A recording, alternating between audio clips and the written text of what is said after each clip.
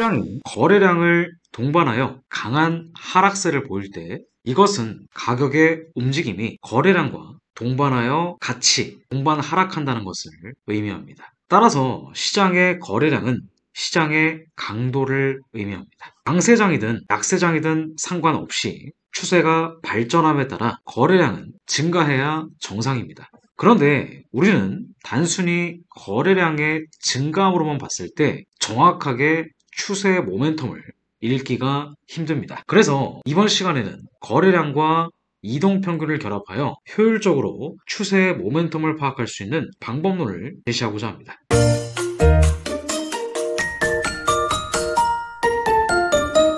안녕하세요. 국내 1호 트레이딩 멘토 함원정입니다. 실제 300만원을 4억 5천만원까지 불린 실계좌 인증 영상이 우측 상단에 있으니까 확인해보시면 좋을 것 같습니다.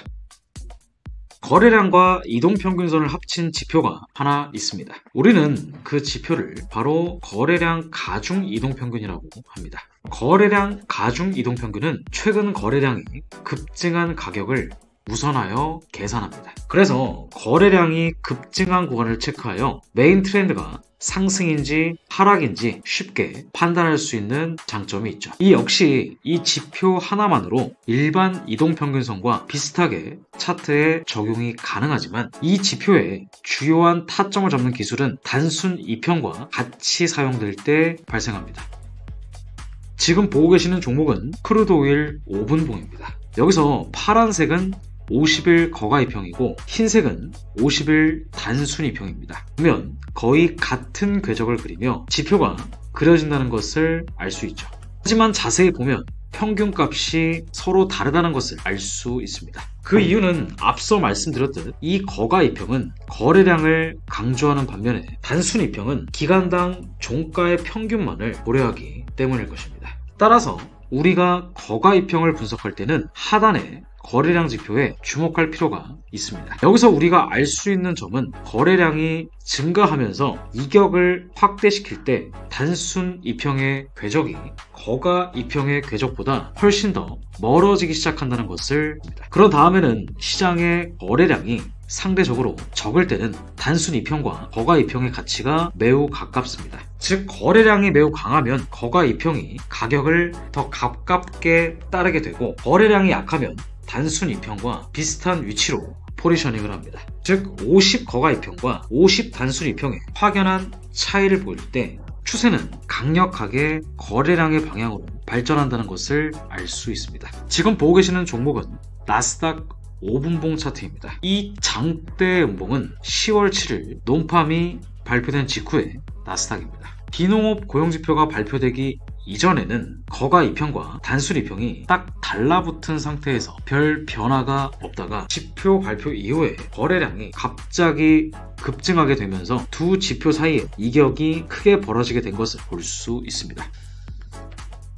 심플하게 파란색인 거가 이평이 단순 이평을 아래로 교차하면 대체적으로 하락세를 나타내며 심플하게 파란색인 거가 이평이 흰색인 단순 이평을 위로 교차하면 대체적으로 상승세를 나타냅니다. 하지만 이것은 너무 단순하고 실제 이것을 제대로 활용하기 위해서는 잠재적인 모멘텀의 변화를 차트를 통해 읽으실 줄 아셔야 됩니다. 아까 처음에 말씀드린 것처럼 추세가 강하게 거래량을 동반하면 거가 이평이 단순 이평을 위로 돌파하는 흐름을 보입니다. 하지만 상승 추세의 힘이 꺾이거나 거래량의 힘이 소진이 된다면 다시금 거가 이평은 단순 이평 아래로 매드크로스가 될 것입니다. 이것은 잠재적인 추세의 반전의 가능성을 내포하며 추세의 반전이 있을지 없을지를 생각하셔야 되는 구간입니다. 거래량 가중 이평과 단순 이평의 이격이 넓어진다면 강한 추세장이며 붙어있으면 약한 추세장이라는 것을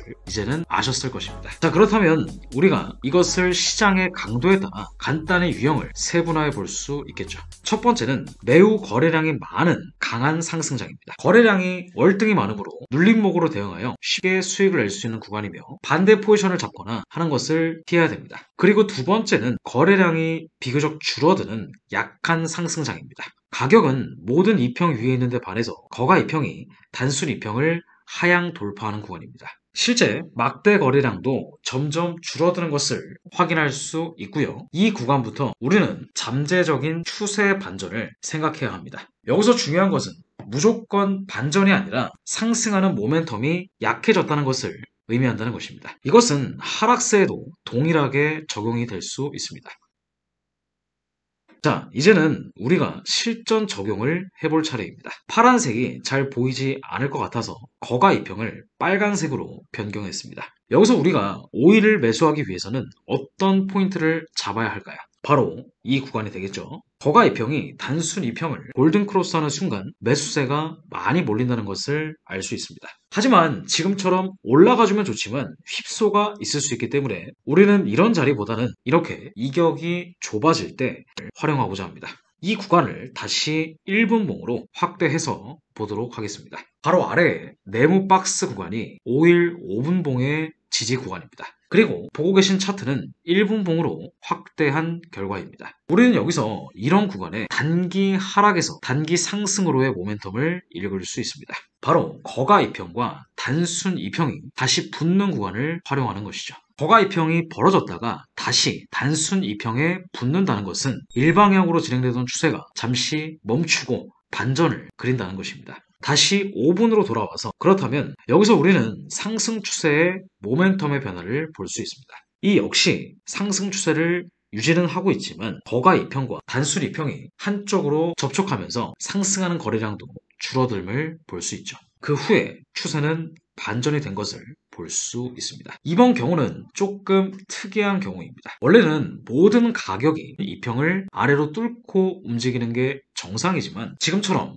거가 2평이 단순 2평 아래에 있으면서 가격만 모든 2평선 위에 있는 경우가 있습니다. 이런 경우는 가격과 거래량이 괴리를 보인 구간으로서 가격은 상승을 유지하는 반면에 거래량은 하락세를 유지하기 때문에 고점에서 매도 포지션을 진입할 좋은 기회라고 볼 수 있습니다.